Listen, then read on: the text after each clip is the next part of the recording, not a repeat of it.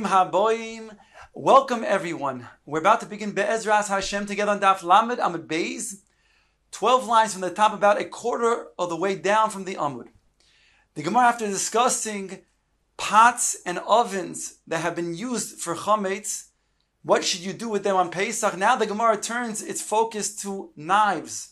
Knives that were used for chametz purposes. Now on Pesach, what to do with them? Says the Gemara, Amar le Ravina le Ravashi, Hani sakine bepischa hechi avdinan lehu. What shall one do with such knives? Amar le ledidi chadarto ka avdinan. Chadarto ka avdinan. I make new ones. Ask the Gemara Malay. This is what now Ravina turns back to Ravashi and says, Teinach mar de efsharle.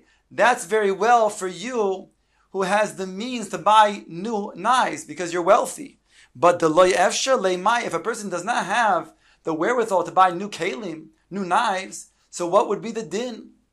Omar le ana ke'ein charito kamina. I was not saying you shall buy new knives. I was saying that I shall renew such knives. As follows, kataihu batina. I would wrap the handles of the knives into clay.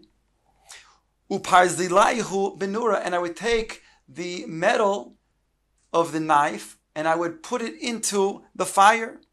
In other words, I would protect the handles from becoming burnt, but I would then kasher the knife, the actual metal part, into the fire. Then I would unwrap the clay from the handle, and I would then enter the handle into boiling water and kasher the knife that way. So therefore I would renew the knife by kashering it, and now it's usable for Pesach. Says the Gemara, V'hilchasa idi v'idi b'roitchin u'bekli rishon. The halacha is, however, that you can take the entire knife, both the handle as well as the metal part, and you can go ahead and do haga'olah by entering it completely into a kli rishon that is of boiling water. Omer Rav Huna b'reid Rav Yehoshua, eitz paror magila b'roitin u'kli rishon. A spoon, a wooden spoon that's used to stir a pot when it's on the fire.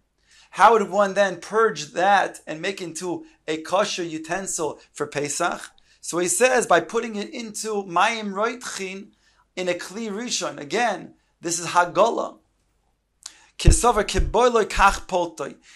us the principle is that which it enters, that which is absorbed the chametz through, that is how it should then go out. In other words, if it was absorbed on the fire itself, like a spit that is on the fire, then it has to be done with libun. You have to also then take out the chametz through putting it on fire. But if it is something like that is on a pot of boiling water, of a soup, for example, and you're now going to stir that soup, so that which was then going to be nivla, the chametz was nivla ayidei, such a way of the boiling water. That's how you can then polate, that's how you can then get rid of the chametz, and therefore such a wooden spoon you can get rid of it ayidei haga'olah. Boy mine me ameimar. They asked Ameimar the following question: Hani mani dekunya mahu lishtamesh bahu bepischa. Those kalim that are really, they're clay, but they have around the clay a surface of tin not tin. Aver is lead. Lead that is a layer on top of the clay. Can that be purged? Can that be then kashered for Pesach? In other words, it was used for chametz. Now you want to use it on Pesach. Can you do so? We know the principle when it comes to a kli that is a clay, a cheres, that's something that cannot be kashered. What about over here though, when you have a lead that is a layer that is on top of this clay? Do we kasher that or not? So the Gemara says, Yeruko loiti boy loch devadei asir. If it is this green type of clay, which is very susceptible and absorbs very easily, then certainly that's not a question that would be also, you cannot go ahead and kasher it. Kitiboy loch uchme v'chivare. Ma, what happens if the din, what is the din with clay that is either black or white type of clay that it doesn't absorb to that extent? What is the din over here when you have them being covered by this lead? If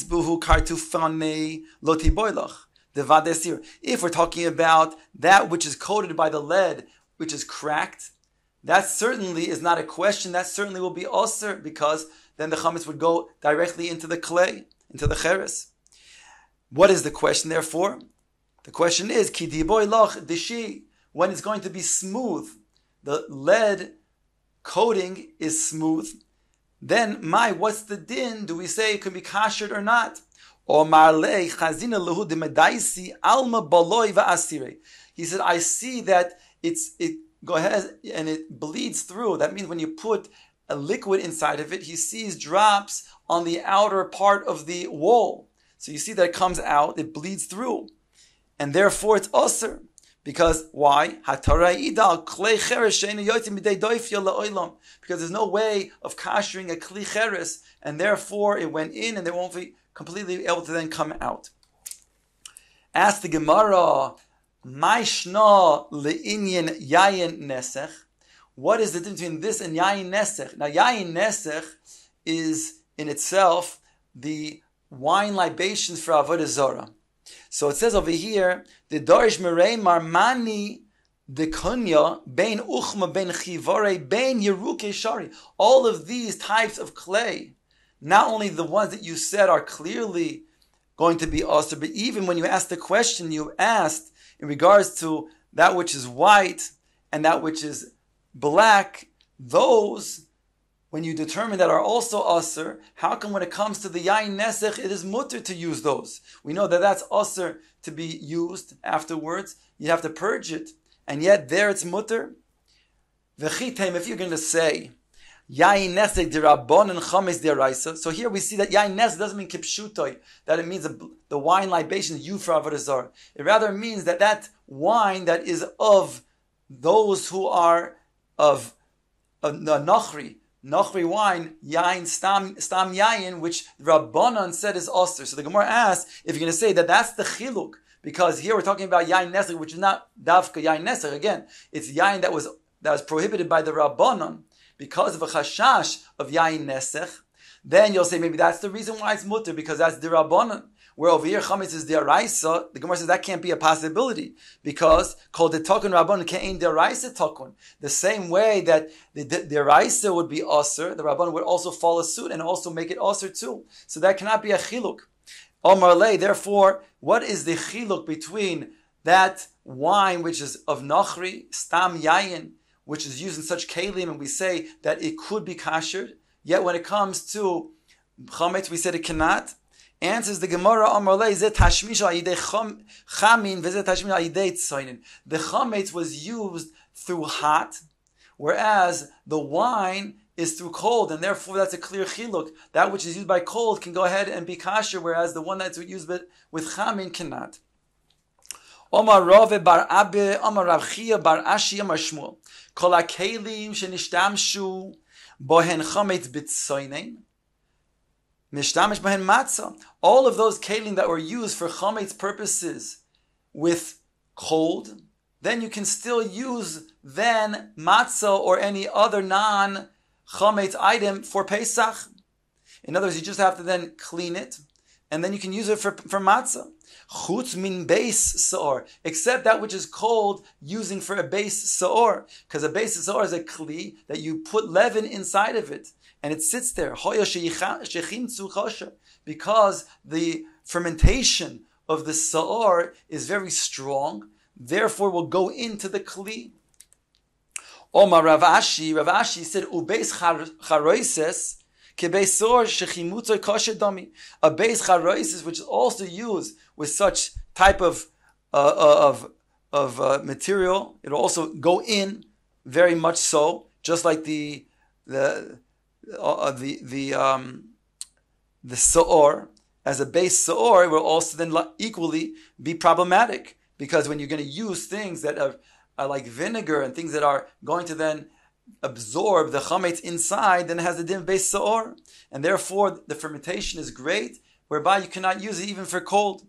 Omar Rava said, Hani agne de mechuza. Those bowls that are used for kneading dough in mechuza, those also will be problematic, because hoya v'tadir lemilish behu chamira umashu behu chamira, since they're used by putting the dough inside, leaven inside, and they are kept there for an extended period of time, kebeis saor shechimuta kashadami, then it has the same status of beis saor, whereby it is going to be prohibited.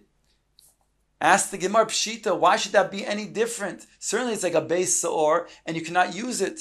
Answer the Gemara, you might think, Kevan deravicha, since it is wide, such a bowl, therefore you might think, shali puhu avir v'lo bolei, then it's very airy, whereby it doesn't then get absorbed into the bowl, the same way that a beis saor. Komash malan, Rava comes and teaches otherwise.